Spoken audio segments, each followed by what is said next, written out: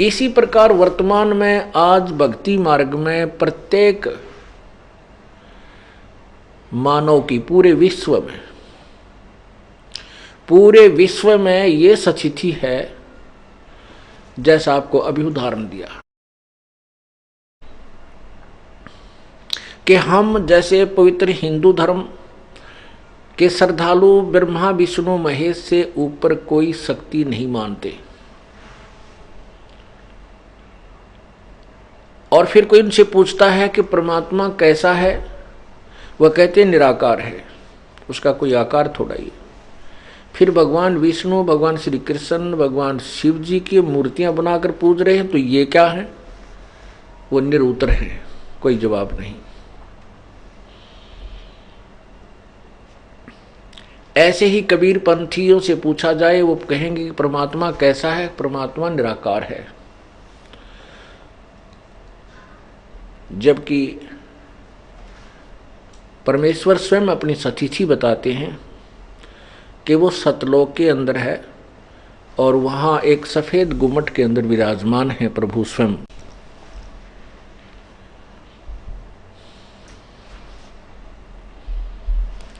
इसी प्रकार पवित्र सिख समाज से पूछिए, वो कहते हैं परमात्मा निराकार है, क्योंकि गुरु नानक देव जी ने अपनी वाणी में कहा तू ही एक निरंकार। और नानक साहब जी ने अपने जीवन काल में, जो पहले वो पवित्र हिंदू धर्म में जन्मे थे और ब्रजलाल पांडे से गीता, श्रीमद् भगवत गीता का पाठ किया करते थे, सुना करते थे, पढ़ते थे गीता जी को, इसलिए उन्होंने उस लोकवेद के आधार पर ब्रजलाल पांडे से सुनी हुई बातों के और एक हिंदू समाज के अंदर कॉमन धारणा होने के कारण के परमात्मा तो निराकार है, और फिर भी श्री विष्णु जी के पुजारी थे, तो वो वाणी भी लिखी हुई है। जब उसके बाद परमात्मा का साक्षात्कार हुआ, पूर्ण ब्रह्म उनको मिले, बेई नदी पर आकर के उनको दर्शन दिए, फिर सचखंड लेकर गए। उसके बाद नानक साहब ने पूरी श्रीमद् भगवत गीता में से 7 श्लोक सिलेक्ट किए थे, और उन 7 श्लोकों का जवाब जगह जगह जाकर पांडे लोगों से पूछा करते थे, ब्राह्मणों से, कि वो तत्वदर्शी संत, चौथे अध्याय के 34वें श्लोक में लिखा है, वो तत्वदर्शी संत की खोज कर तत्वदर्शी संत की पहचान बताओ। क्योंकि गीता ज्ञान दाता तो अपने ज्ञान से अलग कोई ज्ञान बता रहा है, वो कौन ज्ञान है? गीता जी के अध्याय नंबर 18 के श्लोक 62 में कहा है कि तू सर्वभाव से उस परमेश्वर की शरण में जा, उसकी कृपा से तू परम शांति और शाश्वत स्थानीय सचखंड को प्राप्त होगा। वो परमात्मा कौन है? इस तरह के 7 श्लोक उन्होंने सिलेक्ट किए थे, जिसका जवाब किसी के पास नहीं था। फिर भी उनकी बात को किसी ने स्वीकार नहीं किया, क्योंकि उस समय नानक साहब के अनुयायी बहुत ही नाम मात्र थे। ऐसे ही पवित्र मुसलमान धर्म में पूछिएगा परमात्मा कैसा है? अल्लाह बेचून है, बेचून मन निराकार। ऐसे पवित्र ईसाई धर्म के किसी श्रद्धालु से पूछिए कि अल्लाह गॉड कैसा है? गॉड इज फॉर्मलेस, निराकार। जबकि पवित्र बाइबल उत्पत्ति ग्रंथ में स्पष्ट किया है कि प्रभु ने 6 दिन में सृष्टि रची और 6ठे दिन उसने कहा कि मैं मनुष्य को अपने स्वरूप के अनुसार उत्पन्न करूंगा। और परमात्मा ने मनुष्य को अपने स्वरूप के अनुसार उत्पन्न किया, नर और नारी करके उनकी सृष्टि की। तो फिर भगवान कैसा हुआ? परमात्मा भी नराकार हुआ, मनुष्य जैसे आकार का। देखिएगा,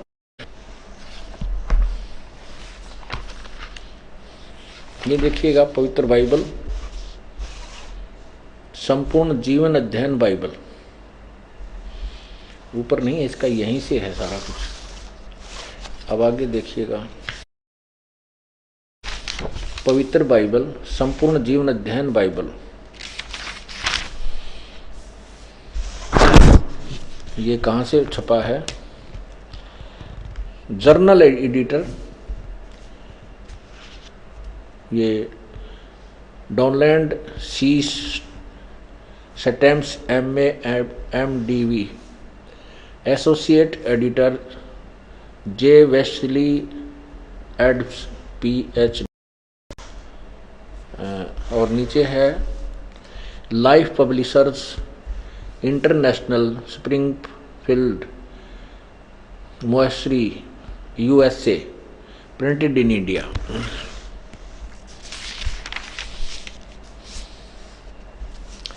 पवित्र बाइबल संपूर्ण जीवन अध्ययन, यहाँ प्रबंधक संपादक डेविड स्टुअर्ट, अंग्रेजी प्रधान संपादक डोनाल्ड सी स्टाम्स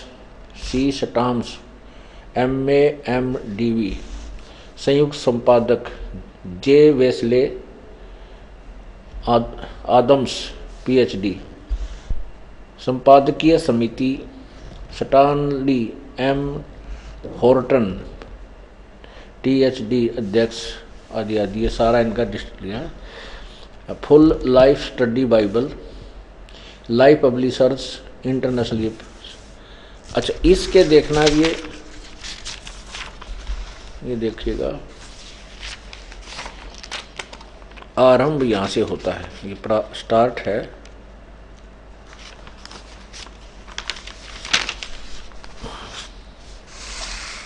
ये है 4 पृष्ठ पे,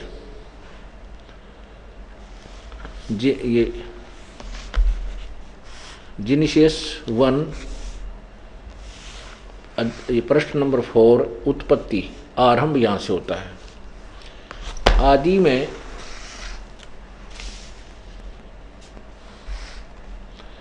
आदि में परमेश्वर ने आकाश और पृथ्वी की सृष्टि की। अब देखो, इस प्रकार ये पहला दिन हो गया। दूसरा दिन भोर हुई इस प्रकार, और परमेश्वर ने उस अंतर को पर आकाश कहा, तथा सांझ हुई फिर भोर हुआ, ये इस प्रकार दूसरा दिन हुआ। तथा सांझ हुई फिर भोर हुआ, ये तीसरा दिन हो गया। ये ऊपर जो कुछ था, हम अपने मतलब का देखना चाहते हैं, यहाँ देखिएगा प्रश्न नंबर 5 पे।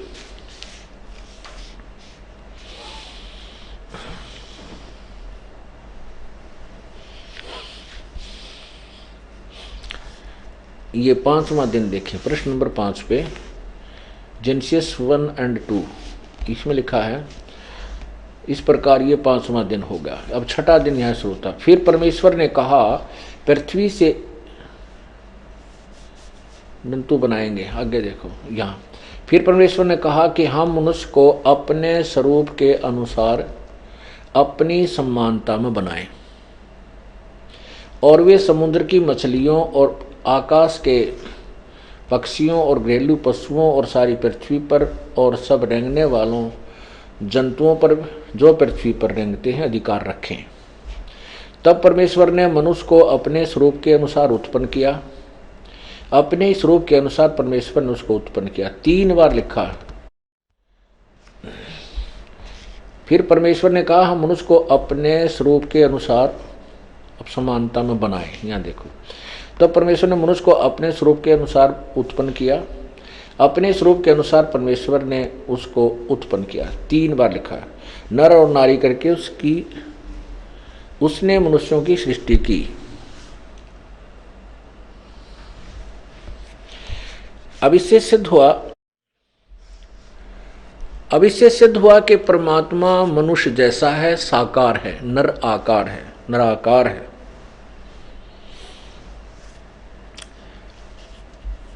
आगे देखना, फिर 7वें दिन, ये 6ठवां दिन हो गया। इस प्रकार फिर परमेश्वर ने क्या कहा,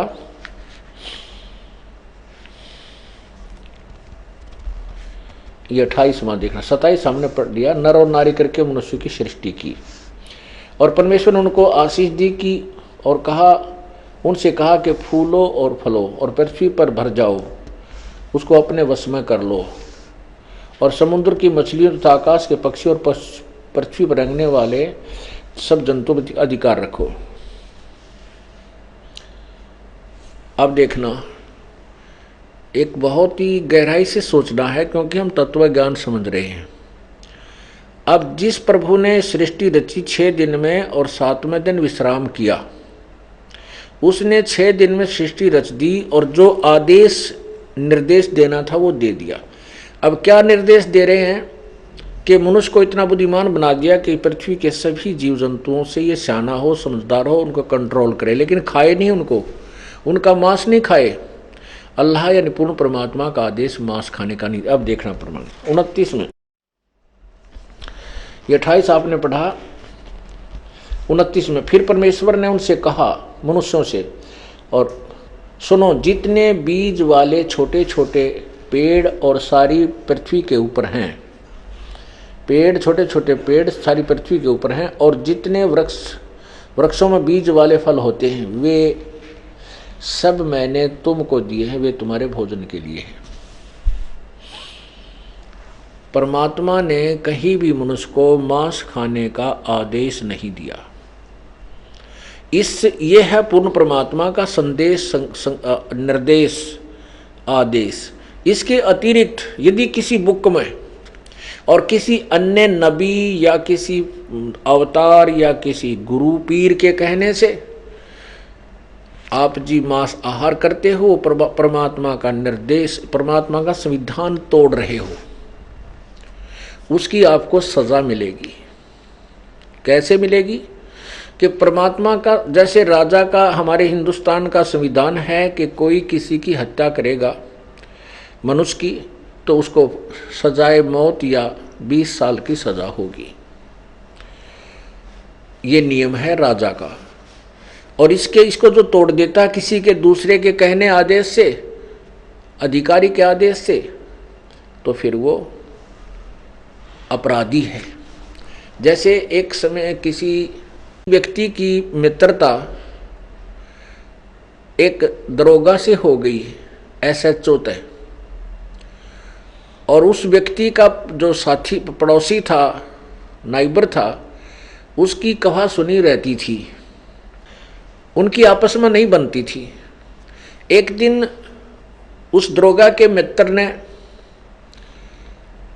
अपने मित्र दरोगा से यानी SHO से कहा कि ऐसे ऐसे मेरा जो पड़ोसी है वो मुझे बहुत परेशान करता है, सारा कुछ मैंने पंचायत भी कर ली, समझा लिया, लेकिन वो बाज नहीं आता है, क्या इलाज किया जाए। SHO ने कहा कि मार उसको, समार दे, कूट छेद दे, मार लट सिर में, माप देख लूँगा। अब उस SHO के कहने अपने मित्र SHO की बात को मान करके उस व्यक्ति ने अपने पड़ोसी के साथ झगड़ा ठान लिया और उसका लठ मार दिया, और लाठी लगने तो वो व्यक्ति की मृत्यु होगी। उस अक्षेत्र का वो अपराध प्रभारी होने के कारण वही मित्र SHO आया, अपने मित्र को पकड़ कर ले गया और संविधान अनुसार उसको सजाए मौत हो गई। अब उस नालायक ने अपने मित्र अधिकारी SHO के कहने राजा के संविधान को भंग कर दिया तो उसको सजा मिली। ये परमात्मा का विधान है, जो भगवान ने कहना सुनना था वो कह दिया, लिख दिया, बोल दिया। उसके बाद वो परमात्मा ने विश्राम किया, तख्त पर विराजमान हुआ।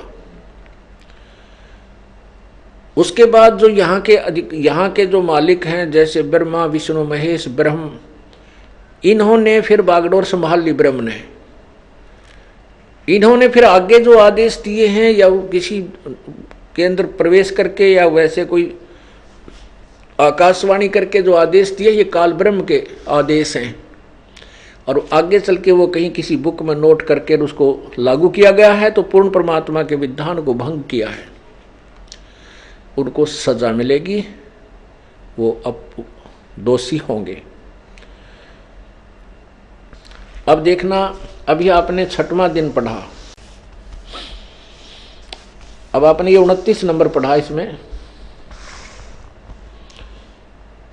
ये मनुष्यों के लिए केवल, फिर पढ़िए, फिर परमेश्वर ने उनसे कहा कि सुनो, जितने बीज वाले छोटे छोटे पेड़ सारी पृथ्वी के ऊपर हैं और जितने वृक्षों में बीज वाले फल होते हैं वे सब मैंने तुमको दिए हैं, वे तुम्हारे भोजन के लिए। आगे पशु पक्षियों को भी आदेश नहीं है मांस खाने का। और जितने पृथ्वी के पशु और आकाश के पक्षी और पृथ्वी पर रेंगने वाले जंतु हैं जिनमें जीवन का प्राण है, उन सब के खाने के लिए मैंने सब हरे हरे छोटे पेड़ दिए हैं और वैसा ही होगा। तब परमेश्वर ने जो कुछ बनाया था वो देखा, वो अच्छा लगा, तथा सांझ हुई फिर भोर हुआ। इस प्रकार ये 6वां दिन हो गया। अब और परमेश्वर ने अपना काम जिसे वह करता था 7वें दिन समाप्त किया। उसने अपने किए हुए काम से 7वें दिन विश्राम किया।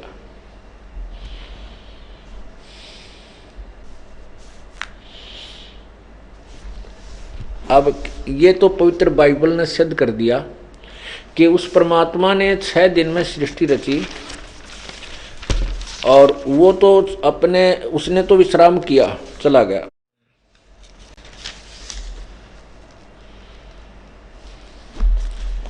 वो तो तख्त पर जा विराजा। अब इसी का प्रमाण पवित्र कुरान शरीफ, क्योंकि पवित्र कुरान शरीफ के अंदर लगभग 60% पवित्र बाइबल वाला ही प्रकरण है। और पवित्र मुसलमान समाज और पवित्र ईसाई समाज बाबा आदम को अपना पूर्वज मानते हैं। अब हम आपको कुरान शरीफ में सिद्ध करते हैं कि परमात्मा कैसा है, उसका नाम क्या है। ये परिभाषा प्रभु की आपको समझाई जा रही है। ये परमात्मा की परिभाषा आपको बता रहे हैं। अब देखिएगा, ये पवित्र कुरान शरीफ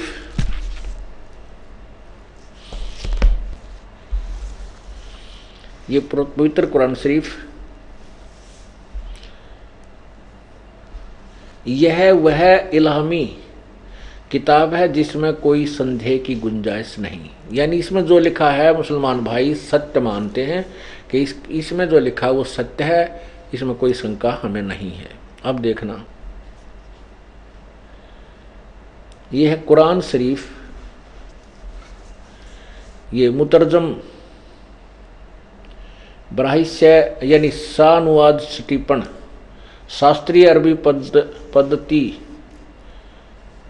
पद्धति पर नागरिक लिपि में। रूपांतरकार है नंद कुमार अश्वथी। शेरवानी संस्करण, ये कहाँ से प्रकाशित है? ये वही है जालिकल किताबु ला रैब फीही। यह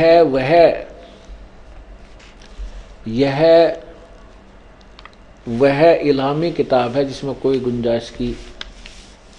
गुंजाइश नहीं, संदेह की कोई गुंजाइश नहीं। ये कुरान शरीफ।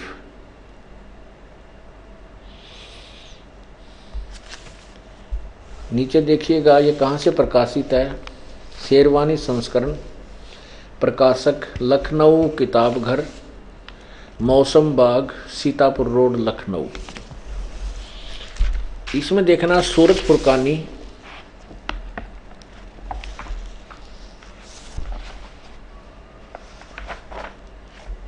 25, सूरत फुरकानी 25,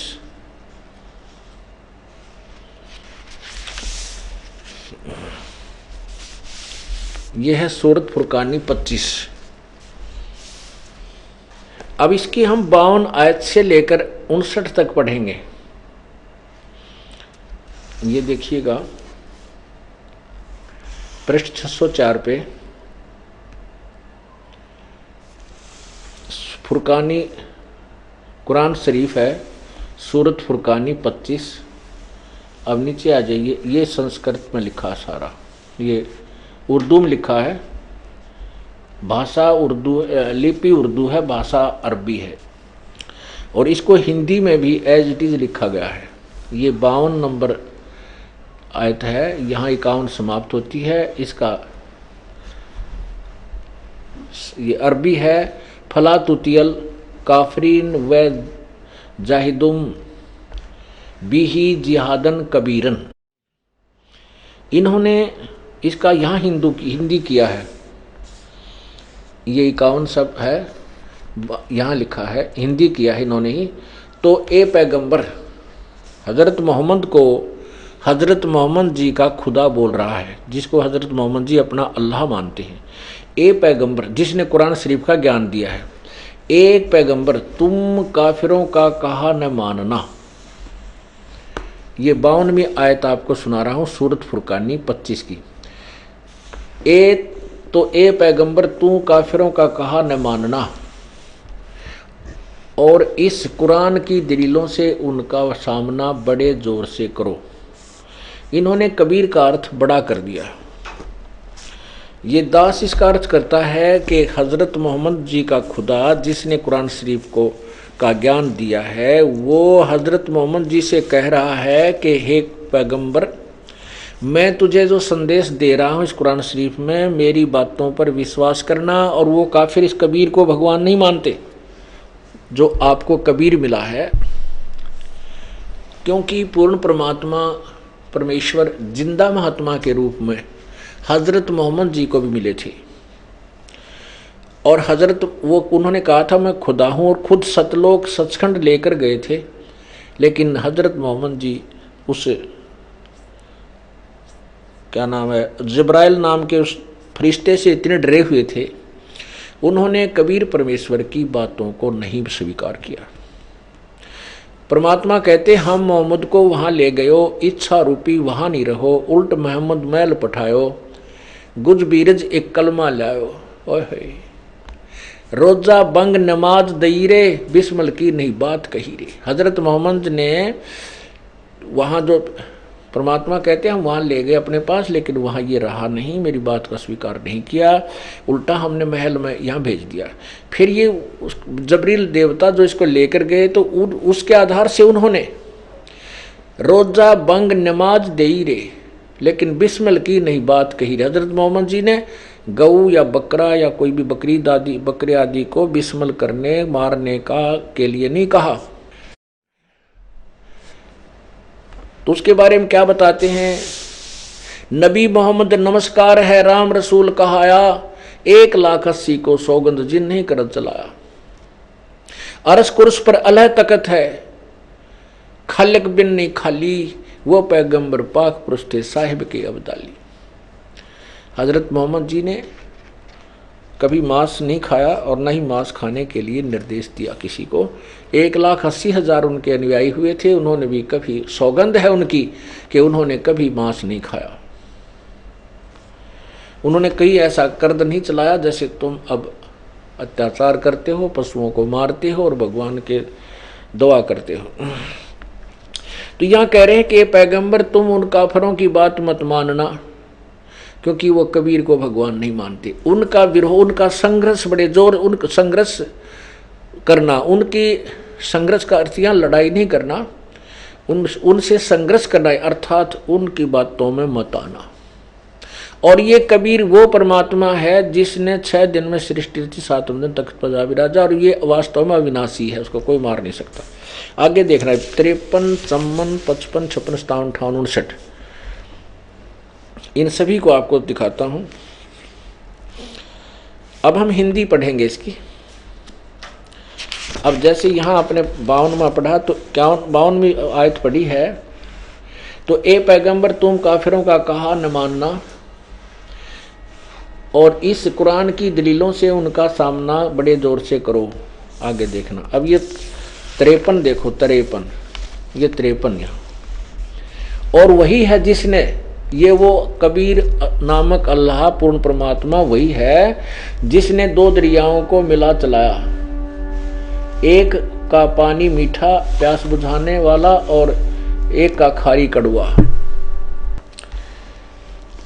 और वही है जिसने 2 दरियाओं को मिला चलाया, एक का पानी मीठा प्यास बुझाने वाला और एक का खारी कड़वा, और दोनों को एक आड़ और मजबूत रोक बना दी। अब चम्मन, ये 53 समाप्त हुई। और वही है जिसने पानी की बूंद से आदमी को पैदा किया, फिर उसको साहिब नसब यानी किसी का बेटा या बेटी और ससुराल वाला यानी किसी का दामाद बहू बनाया। और तुम्हारा परवरदिगार हर चीज करने में शक्तिमान है। ओए होए, यानी गीता कुरान शरीफ ज्ञानदाता से कोई और है जिसकी तरफ संकेत किया जा रहा है। अब 55, ये चमन आपने पढ़ा, अब 55 में देखो, काफिर अल्लाह को के सिवाय ऐसों को पूजते हैं जो न उनको नफा पहुंचा सकते हैं और न उनको नुकसान है। यानी पूर्ण परमात्मा को छोड़कर अन्य देवताओं की पूजा के लिए संकेत है कुरान शरीफ में कि वो देवता ना कुछ कर सकते, ना लाभ दे सकते, ना हानि दे सकते, और काफिर लोग उन्हीं की पूजा करते हैं। और काफिर तो अपने परवरदिगार से पीठ दिए हुए हैं, मुंह मोड़े हैं। अब 56 में, ए परवरदिगार ना ए पैगंबर, हमने तुमको खुशखबरी सुनाने और सिर्फ अजाब से डराने के लिए भेजा है। अब 57 देखो, अब थोड़ा सा 57 हम यहाँ देखेंगे। हाँ 57 पढ़ो पहले। ए पैगंबर, इन लोगों से कहो कि तुम से इस अल्लाह के हुक्म पर कुछ मजदूरी नहीं मांगता, हाँ जो चाहे अपने परवरदिगार तक पहुँचने की राह इख्तियार करे। ये 57 में। अब हम 58 पहले यहाँ देखेंगे। ये देखो, ये 58 ये है, इसमें लिखा है कि वह कफा बिही बिजुनुबी इवादी खबीरा।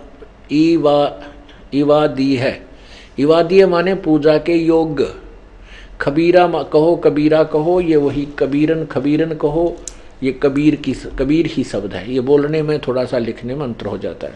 फिर इसी प्रकार यहाँ है रहमानो फसल बिही खबीरन, ये 59 और 58। इसमें यहाँ क्या लिखा है देखिएगा, ये 57 समाप्त हुई, 58। ए पैगंबर, उस जिंदा पर भरोसा रखो जो कभी मरने वाला नहीं है, और तारीफ के साथ उसकी पाकी बयान करते रहो, और अपने बंदों के गुनाहों से वह काफ़ी खबरदार है। यहाँ कबीर का अर्थ इन्होंने काफ़ी कर दिया, बहुत अच्छी तरह खबरदार है ये 58 में।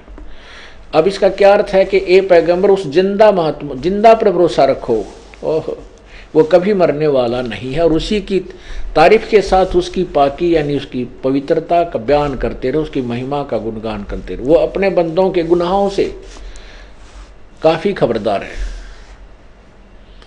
क्या कहना चाहते हैं कि कुरान शरीफ के बोलने वाला अल्लाह, जिसको हजरत मोहम्मद जी अपने खुदा मानते हैं, वो कह रहा है कि जो जिंदा महात्मा के रूप में तुझे आकर मिला था उसके ऊपर विश्वास कर, और वो अपने बंदों के यानी जो उनका अनुयायी है उनके गुनाहों को यानी उनके अपराधों को भी क्षमा कर देता है, माफ़ कर देता है।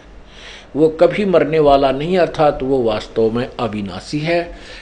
और यहाँ वास्तव में कबीर कुरान शरीफ ये कहना चाहते हैं, कबीर नामक जो अल्लाह है, अल्लाहु अकबर जिसे कहते हैं, अल्लाह अकबर, अल्लाह अकबरू, कबीर अल्लाह, अल्लाह कबीर, वो एक ही बात है।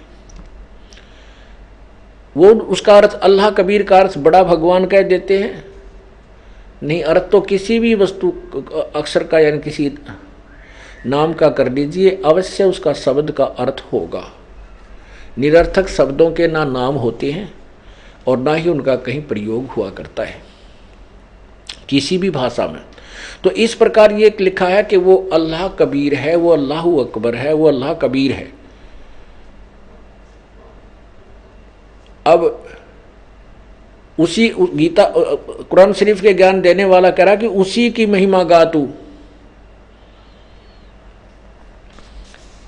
अब 59 में देखो, 59 में कमाल कर दिया। ये 58 आपने पढ़ा, ये देखिएगा, ये 59 कि जिसने आसमानों और जमीन और जो कुछ उनके बीच में है सबको 6 दिन में पैदा किया, फिर तख्त पर जा विराजा, वह अल्लाह बड़ा, वह अल्लाह कबीर। यहाँ लिखना था वह भगवान कबीर रहमान है, दयालु है। तो उसकी खबर किसी बाखबर इल्म वाले से पूछ देखो। बाखबर माने तत्वदर्शी संत से पूछो। पुण्यात्माओं, इन दोनों पवित्र सदग्रंथों ने, शास्त्रों ने, पवित्र बाइबल, पवित्र कुरान शरीफ ने रल मिलकर सिद्ध कर दिया कि परमात्मा मनुष्य जैसा है। उसी ने 6 दिन में सृष्टि रची, 7वें दिन तख्त पर जा बैठा, वो साकार है, उसका नाम कबीर है। अब 2 पवित्र धर्म तो स्पष्ट कर रहे हैं कि परमात्मा साकार है, इनके सदग्रंथ बता रहे हैं, और उसका नाम कबीर है, वो सशरीर है और नर आकार है, मनुष्य जैसा है। अब इनको पढ़ने वालों की कमी नहीं, इन्हीं सदग्रंथों को पढ़ने वालों की कमी नहीं, और इनको समझा नहीं। अब आप देखिएगा, यजुर्वेद अध्याय नंबर 5 के मंत्र नंबर 1 में 2 बार प्रमाण किया है कि वो परमात्मा सशरीर है, वो परमात्मा अन्य रूप धारण भी करता है यहाँ सबके संभाल करने के लिए। अब 2 पवित्र धर्मों के पवित्र सदग्रंथों ने तो सिद्ध कर दिया कि परमात्मा सशरीर है, साकार है, मनुष्य जैसा है, और उसका नाम कबीर है। अब तीसरे पवित्र हिंदू धर्म के सदग्रंथ, वैसे तो पवित्र वेद और पवित्र गीता जी और 18 पुराण आदि जो सदग्रंथ हैं, ये किसी धर्म विशेष के नहीं हैं। ये उस समय रचना की गई थी इनकी। उस समय ना कोई धर्म था, ना कोई मजहब अलग नहीं था, ना हिंदू था, ना सिख था, ना ईसाई, ना मुसलमान था, ना कोई और धर्म था। ये केवल एक मानव मात्र के लिए रचे गए थे और सबके लिए साझला संकेत है। तो फिर अब इनको हिंदुओं के नाम मंड दिया गया, तो हम इसलिए इसको हिंदुओं के सदग्रंथ कहते हैं। तो हिंदुओं से आप पूछिए, वो कहते हैं परमात्मा तो निराकार है, उसका केवल प्रकाश ही देखा जा सकता है। और हमारे सदग्रंथ कहते हैं वो तो मनुष्य, वह साकार है, सशरीर है, और उस परमात्मा, वह परमात्मा अपने अन्य सभी प्राणियों की संभाल करने के लिए भी अन्य शरीर धारण करता है, वो सशरीर है। अब देखना पवित्र यजुर्वेद,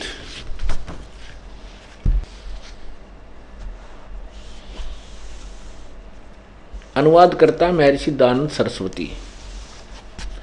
ये कहाँ से छपा है?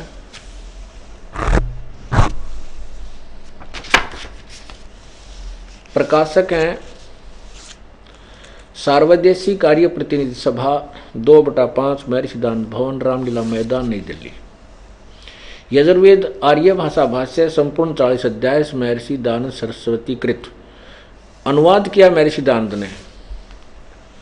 और ये कहाँ से छपा? मुद्रक है Prince offset printers, 1510 Pataudi house, Daryaganj, नई दिल्ली। अब इसमें देखिए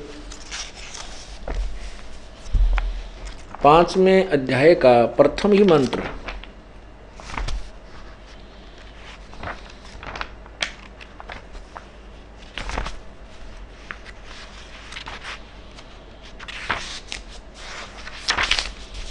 ये है अथ पंचमो अध्याय, अथ पंचम अध्याय आरंभ। इसका प्रथम मंत्र है अग्ने तनुरसी, अग्ने तनुरसी, विष्णवे तवा सोमस्य तनुरसी, विष्णवे तवा अतिथ्यमसी, विष्णवे तथा सेनाय तवा सोम भर्त्ये, विष्णवे तवा अग्ने तवा राय पोस्ते, विष्णवे तवा।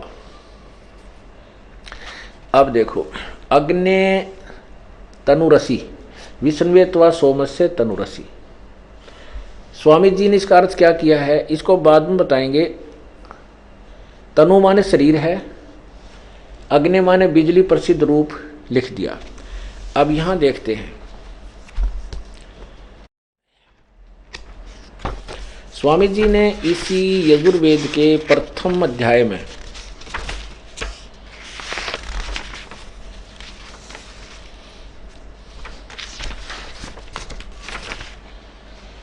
ये प्रथम अध्याय है, इसमें मंत्र नंबर 5 में प्रथम अध्याय 7 पृष्ठ पे, अग्ने माने सत्य उपदेश करने वाले परमेश्वर, अग्ने माने परमेश्वर। ठीक है, आगे देखो।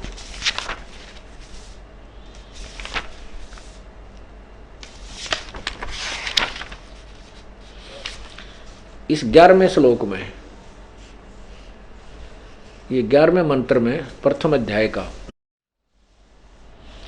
ये 11वें मंत्र में, हे अग्ने, अग्ने माने जगदीश्वर।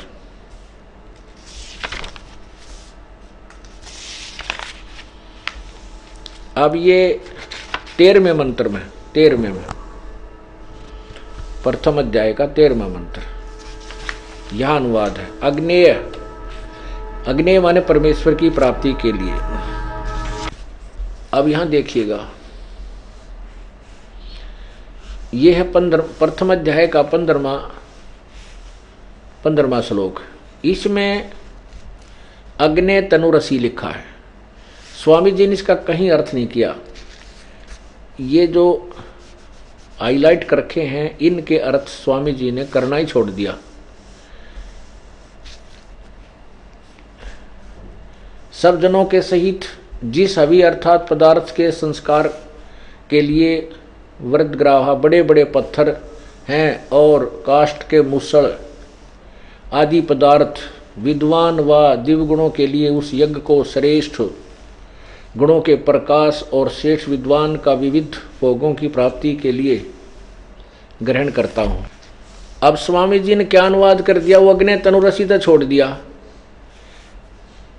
है, और इसका क्या अर्थ कर दिया? बड़े बड़े पत्थर और काठ के मुसल, इनको ग्रहण करता हूँ। पता भगवान काठ के मुसलान और पत्थरा ने शर्म मारा ग्रहण करके। सारी सृष्टि, सारे पहाड़ उसी के रचे हुए हैं, सारे वन, अर्थात अर्थों का अनर्थ कर दिया इसने, क्योंकि इनको ज्ञान था ही नहीं भक्ति मार्ग का। ABC भी नहीं जानते थे, और ये कम से कम 11 शब्दों का अर्थ ही नहीं कर रखा। ये जितने हाईलाइट हैं ये ऊपर, इनका अर्थ इस अनुवाद में नहीं। यार 100 वर्ष से इसका यूं का तो प्रिंट चलता आ रहा है। ये तो अर्थ हैं, ये संस्कृत है। इनमें कहीं पर भी अग्नि तनुरसी नहीं है जिनका अर्थ किया हो। ये जो है ये संस्कृत है। संस्कृत के आगे बाकी शेष हिंदी है। अब ऋग्वेद, इन्होंने स्वामी दयानंद जी ने पहले ऋग्वेद शुरू किया था। इसका इन्होंने लिखा है वैसे 1 से 6 श्लोक, 6 मंडल अनुवाद किया है। किसी में लिखा केवल प्रथम मंडल ही उन्होंने अनुवाद किया। जैसा भी आधा ऋग्वेद इन्होंने अनुवाद किया। तो इन्होंने जब स्टार्ट किया तो उसमें स्पष्ट लिखा है, क्योंकि ऋग्वेद अग्नि शब्द से प्रारंभ होता है। उन्होंने अग्नि की परिभाषा, अग्नि का शब्द अर्थ किया है कि अग्नि जहाँ पर लिखा हो उसको परमात्मा माने। वैसे तो अग्नि माने सब नबेरा आग होती है, और अग्नि माने परमेश्वर है। ये ऋषि जी ही बताया करते हैं, संत गुरु बताते हैं कि इसका क्या अर्थ होता है। ये देखिएगा, ये है ऋग्वेद।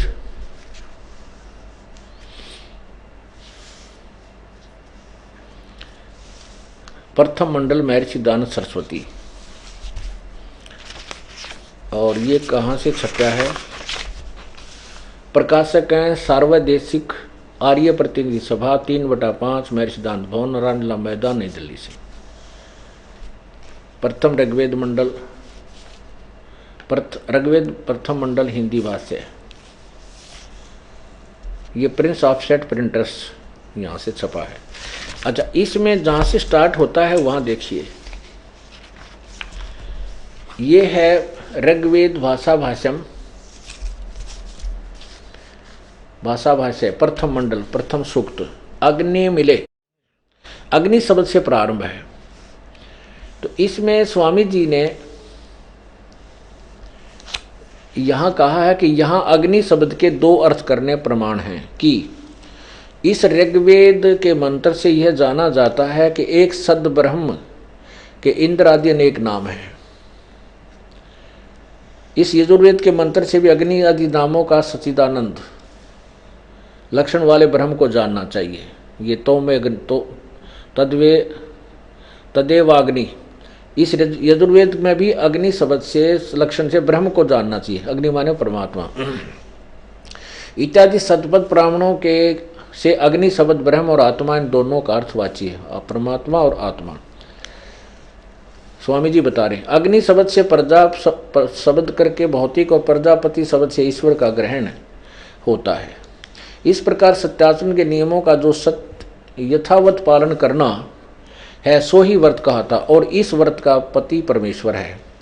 इस ऋग्वेद के प्रमाण से ज्ञान वाले सर्वज्ञ प्रकाश करने वाले विशेषण से अग्नि शब्द करके ईश्वर का ग्रहण होता है। फाइनल हो गया।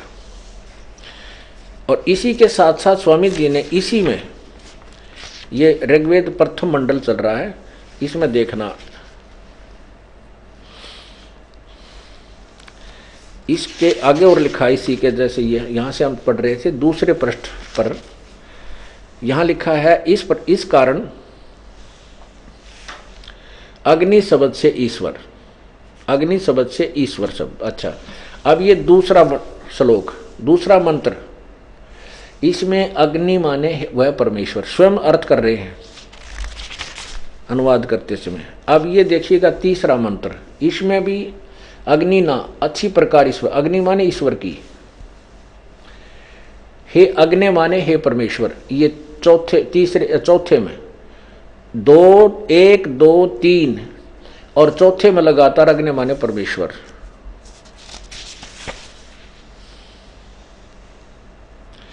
और पांचवा छोड़ दिया, पांचवें में शब्द अग्नि नहीं है, छठे में अग्नि माने परमेश्वर।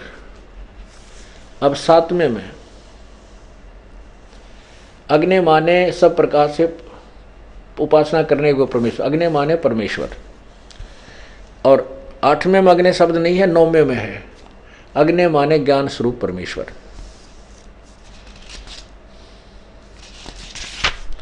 कहने का भाव ये है कि जहां भी अग्नि शब्द है उन्होंने स्वयं भी अग्नि माने परमेश्वर अर्थ किया है। अब इसी प्रकार सत्यार्थ प्रकाश में भी उन्होंने स्पष्ट किया है कि अग्नि माने परमेश्वर ही होता है।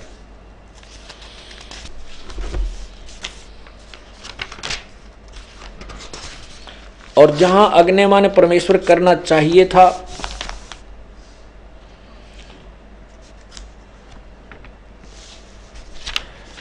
वहां अग्नि शब्द का अर्थ परमेश्वर नहीं किया। ये देखिएगा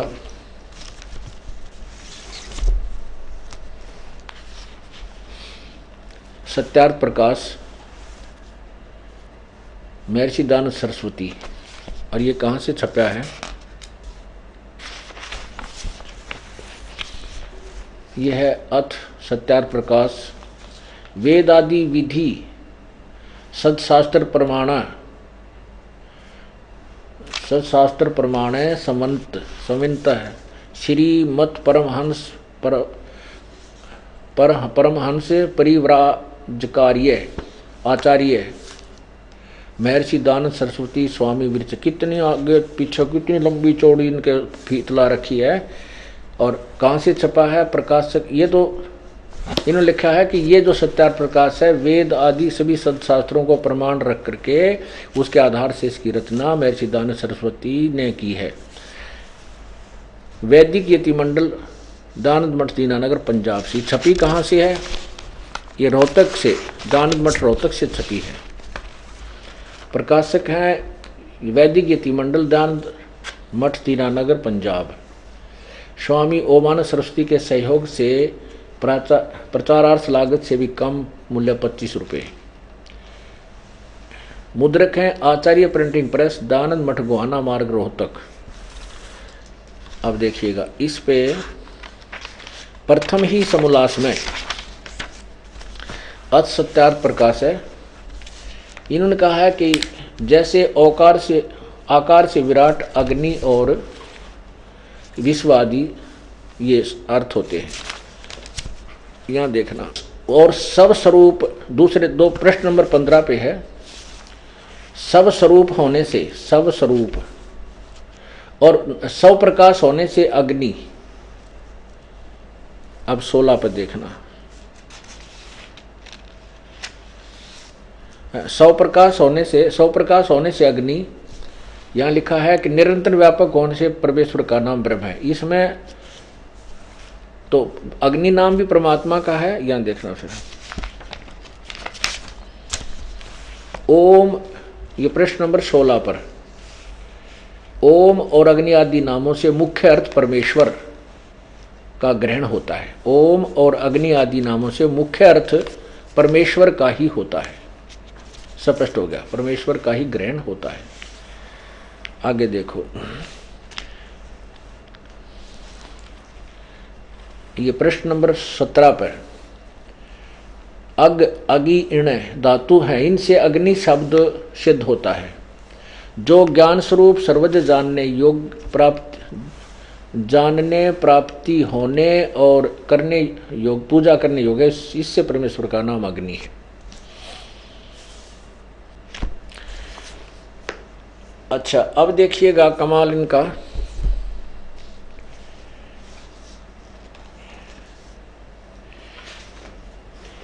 ये है यजुर्वेद और सामवेद को इकट्ठा ही जल्द किया गया है। ये देखिएगा, ये बड़ी जल्द में है यजुर्वेद और सामवेद। यजुर्वेद तो स्वामी दानंद जी वाला ही है, एज इट इज। इन्होंने सिर्फ टाइप अलग करके लंबाई ज़्यादा बढ़ा के किया है। और ये कहाँ से प्रकाशित है ये देखिएगा, यजुर्वेद सामवेद भाषा भाष्य संपूर्ण, यहाँ से देखिए। प्रधान कार्यालय दानंद संस्थान, वेद मंदिर महात्मा वेद भिक्षु सेवाश्रम, मुखमेलपुर दिल्ली, दूरभाष इतना। ये कहाँ से छपा? दानंद संस्थान नई दिल्ली से। कौन है इसके प्रकाशक? पंडिता राकेश रानी, अध्यक्ष दानंद संस्थान, 2286 आर्य समाज मार्ग, करोल बाग, नई दिल्ली से। ये तो अब इसमें श्याम वेद का अनुवाद किया है आर्य समाजी आचार्य ने, और महर्षि दानंद जी की उस निर्देश का पालन करते हुए कि जहाँ भी अग्नि शब्द है मुख्य तौर पर उसका नाम परमात्मा परमेश्वर होना चाहिए। अब देखिए सामवेद, ये सामवेद है, भाषा भाष्यम, ये प्रथम ही स्टार्ट है यहाँ से।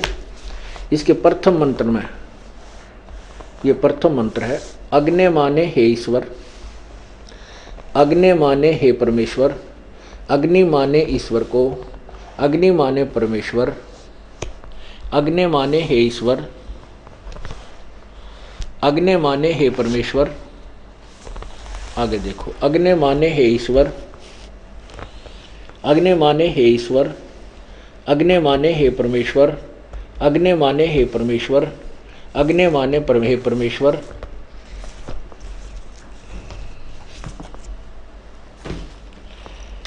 अग्नि माने हे परमेश्वर, जहाँ भी अग्नि शब्द है, जिस भी अर्थ मंत्र में, अग्नि माने हे परमेश्वर। अब देखिएगा, ओहो, अग्नि माने हे परमेश्वर, अग्नि माने ईश्वर की, परमेश्वर की, अग्नि माने परमेश्वर की, अग्नि माने परमेश्वर, अग्नि माने परमेश्वर की। यहाँ देखिए, अग्नि माने परमेश्वर, अग्नि माने हे ईश्वर, अग्नि माने हे ईश्वर, अग्नि माने हे परमेश्वर, अग्नि माने हे ईश्वर, अग्नि माने परमेश्वर, अग्नि माने परमेश्वर।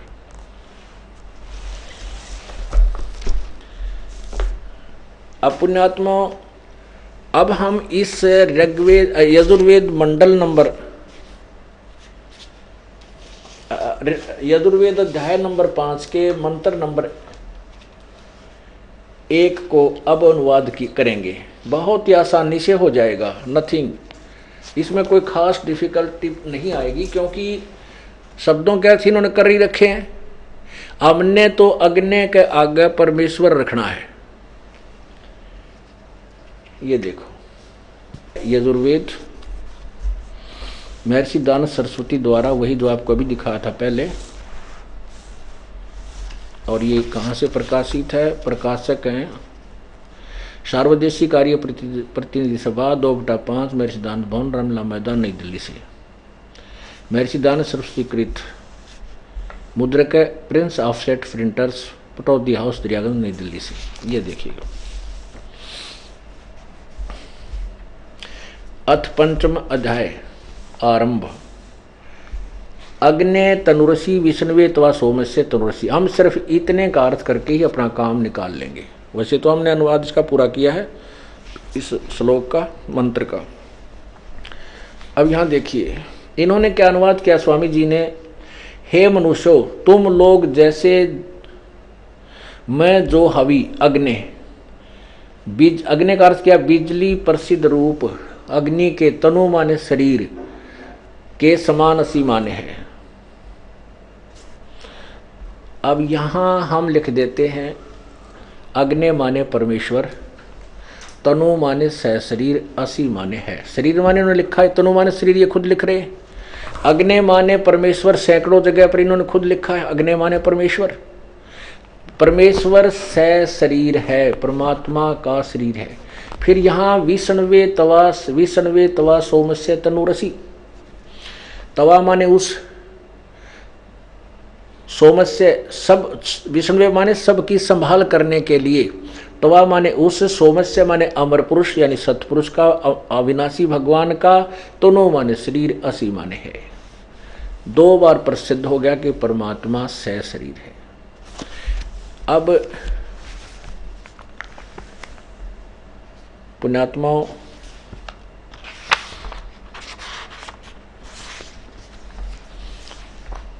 अब स्वामी जी ने अपने उस सत्यार प्रकाश के अज्ञान को ऊपर रखने के लिए, क्योंकि उन्होंने 7वें अध्याय के सत्यार प्रकाश समोल्लास नंबर 7 में स्पष्ट किया है कि परमात्मा साकार है न निराकार है, जबकि वेद साकार बता रहे हैं।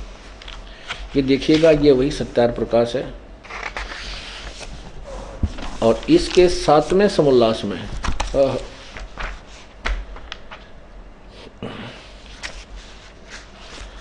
ये देखिएगा,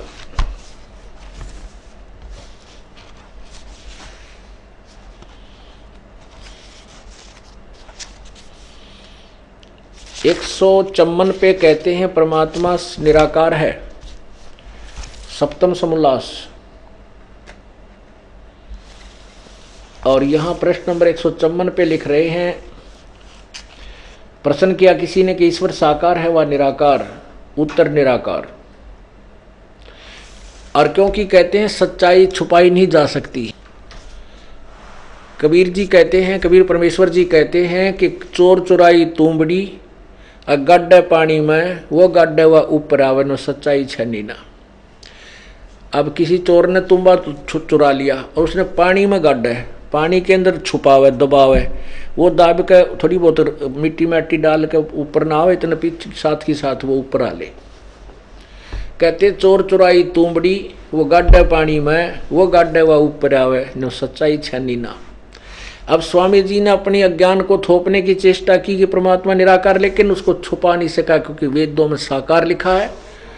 और उन्होंने खुद भी लिखना पड़ा कि परमात्मा की उपासना से परमात्मा का साक्षात्कार हो जाता है। ये देखिए 155 पृष्ठ पे, चमन पे तो कहा निराकार है 154 पे, और एक यहाँ क्या लिखा, परमात्मा निराकार है, उत्तर स्वामी जी का। और 155 पे साकार सिद्ध कर रहे हैं, अपनी व्याख्या का स्वयं खंडन भी कर रहे हैं। किसी ने प्रश्न किया परमेश्वर की स्तुति प्रार्थना और उपासना करनी चाहिए व नहीं करनी चाहिए? उत्तर स्वामी जी का करनी चाहिए। प्रश्नकर्ता कहता है क्या स्तुति आदि करने से ईश्वर अपना नियम छोड़ स्तुति प्रार्थना करने वाले का पाप छुड़ा देगा? उत्तर नहीं, स्वामी जी कहते हैं पाप नहीं छुड़ाएगा। प्रश्नकर्ता कहता है तो फिर स्तुति प्रार्थना किस लिए करें, क्यों करना? स्वामी जी ने कहा कि उसके करने का फल अन्य ही है। प्रश्न क्या है? स्वामी जी ने उत्तर दिया, सतुति से ईश्वर में प्रीति, उसके गुण कर्म स्वभाव से अपने गुरु कर्म स्वभाव का सुधरना तथा प्रार्थना से निरअभिमानता, उत्साह और सहाय का मिलना, उपासना से परब्रह्म से मेल और उसका साक्षात्कार होना। अरे वाह! अब साक्षात्कार किसका होता है? साकार वस्तु का, निराकार का साक्षात्कार नहीं होता। और मिलन मेल भी साकार से होगा, क्योंकि यदि परमात्मा को सर्वव्यापक और कण कण में विद्वान माने तो उपासना से पहले भी वो मिला हुआ था, फिर उसको समाधि ला कर उसको उपासना करके फिर मिलन क्या हुआ? तो इससे ये छुपा भी नहीं सके कि परमात्मा साकार नहीं है। स्वयं लिख रहे हैं कि उसका साक्षात्कार होता है। वास्तविकता यही है, परमात्मा साकार है। लेकिन इनकी और सभी की जो तत्व ज्ञान से अपरिचित जितने भी जो भी, क्योंकि पूरा मानव समाज परमात्मा कबीर साहब को छोड़कर, वो तो भगवान थे, और फिर उनसे परिचित जो संत हुए उनको, उनके अतिरिक्त किसी भी की थ्योरी में आपको सच्चाई नहीं मिलेगी कि परमात्मा कैसा है, क्योंकि उन्होंने साक्षात्कार हुआ ही नहीं।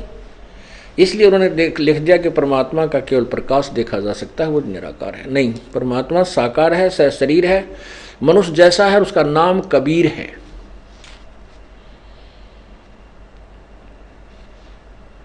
अब